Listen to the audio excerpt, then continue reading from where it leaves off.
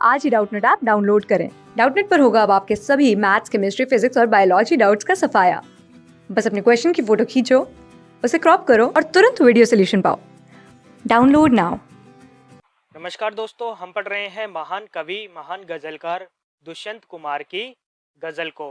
गजल क्या होती है? गजल एक ऐसी विद्या है जिसमें सभी शेर जो होते हैं अपने आप में मुकम्मिल और स्वतंत्र होते हैं। उन्हें किसी क्रम व्यवस्था के तहत पढ़े जाने की दरकार नहीं रहती है। यानी जब हम शेर पढ़ते हैं तो उन्हें क्रम व्यवस्था से पढ़ा जाता है, लेकिन गजल के जितने भी शेर होते हैं उन्हें किसी भी जगह से पढ़ा जा सकता है और उनका अर्थ जो है अलग अलग होगा। पढ़ते हैं इस गजल को दो भागों में, जिसके पहले भाग में हम जानेंगे कवि के जीवन के परिचय को और प्रस्तुत गजल के पहले भाग की पंक्तियों को सप्रसंग व्याख्या सहित। तो पढ़ते हैं कवि का जीवन परिचय। कवि दुष्यंत कुमार का जन्म सन 1933 में राजपुर नवादा गांव, जो कि उत्तर प्रदेश में पड़ता है, वहां में हुआ था। इनकी प्रमुख रचनाएं हैं सूर्य का स्वागत, आवाजों के घेरे, साय में धूप। ये जो तीनों कृतियां हैं यह गजल है। जलते हुए वन का वसंत यह एक काव्य है। एक कंठ विश्वव्यापी यह गीति नाट्य है, यानी गाए जाने वाला नाटक है। छोटे छोटे सवाल, आंगन में एक वृक्ष और धोरी जिंदगी ये इनके उपन्यास है, यानी नॉवल है। गजल की विद्या को हिंदी में प्रतिष्ठित करने का श्रेय अकेले दुष्यंत को ही जाता है।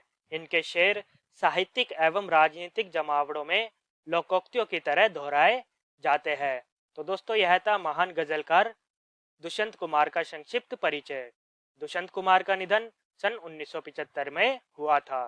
पढ़ते हैं प्रस्तुत गजल के पहले भाग की पंक्तियों को सप्रसंग व्याख्या सहित। तो पंक्तियां है।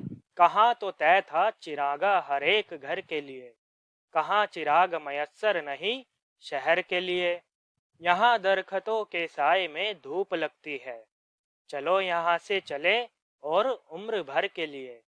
ना हो कमीज तो पाँव से पेट ढक लेंगे, ये लोग कितने मुनासिब है इस सफर के लिए। तो दोस्तों, यह थे इस गजल की पहले भाग की पंक्तियां। आइए जाने प्रस्तुत पंक्तियों में आए शब्दों के बारे में। यहाँ चिराग का अर्थ होता है चिराग यानी रोशनी, मयस्सर का अर्थ होता है उपलब्ध, दरख्तों का अर्थ होता है वृक्ष यानी पेड़, और मुनासिब का अर्थ होता है सही। आइए पढ़े प्रस्तुत पंक्तियों के प्रसंग को कि कवि ने इन पंक्तियों में क्या कहा है। तो प्रस्तुत गजल की पंक्तियां दुष्यंत कुमार द्वारा रचित साय में धूप से ली गई है, जिसमें दुष्यंत कुमार जी ने अपने समय की राजनीति और समाज में चल रही अव्यवस्था को प्रकट किया है। यानी अपनी गजल में सामाजिक अव्यवस्था को प्रकट किया है कि किस प्रकार राजनेता जो है अपने झूठे खोखले वादे को जनता के सामने पेश करते हैं और जनता उनसे शोषित होती रहती है। पढ़ते हैं प्रस्तुत पंक्तियों की व्याख्या को। कहाँ तो तय था चिरागा हर एक घर के लिए, कहाँ चिराग मयस्सर नहीं शहर के लिए। प्रस्तुत पंक्तियों में कवि ने अपने समय की सामाजिक दशा और राजनीतिक के खोखले वादों को दर्शाते हैं। भारत की आज़ादी से पहले कई कई कई बड़े बड़े वादे किए गए थे भारत के लोगों से। यह तय हुआ था कि आज़ादी के बाद हर एक घर में चिराग होगा, यानी रोशनी होगी, बिजली होगी, सुख सुविधाएं होंगी। लेकिन कहाँ चिराग मयस्सर नहीं शहर के लिए। लेकिन यह सब झूठा साबित हुआ। राजनेताओं के झूठे खोखले वादे थे। यहाँ घर तो छोड़ो, पूरे शहर में एक भी चिराग नहीं है, अर्थात लोगों को सुख सुविधाओं से वंचित रखा जा रहा है। पढ़ते हैं आगे की पंक्तियों को।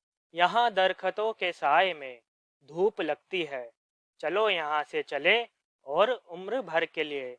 प्रस्तुत पंक्तियों में कवि पेड़ के माध्यम से राजनीतिक व्यवस्था पर तंज करते हुए कहते हैं कि वृक्ष इसलिए लगाए गए हैं ताकि हम छाया पा सके, लेकिन यहाँ वृक्ष के साए में धूप लगती है, अर्थात सरकारी व्यवस्था समाज के लोगों के कल्याण के लिए बनाई गई थी। वहां सिर्फ भ्रष्टाचार ही व्याप्त है। सरकारी जो व्यवस्था है वहां पर लोगों का कल्याण नहीं, शोषण किया जा रहा है। कवि लोगों से आह्वान करते हुए कहते हैं कि चलो यहाँ से चले और उम्र भर के लिए, कि ऐसी सामाजिक व्यवस्था जहाँ हमारा शोषण हो रहा हो, ऐसी व्यवस्था से दूर चले जाना चाहिए हमेशा के लिए, सदा के लिए। ना हो कमीज तो पाँव से पेट ढक लेंगे। ये लोग कितने मुनासिब है इस सफर के लिए। कवि आगे लिखते हैं कि समाज ऐसी स्थिति में पहुंच चुका है जहां लोग भ्रष्टाचार के विरुद्ध आवाज भी नहीं उठा पा रहे हैं।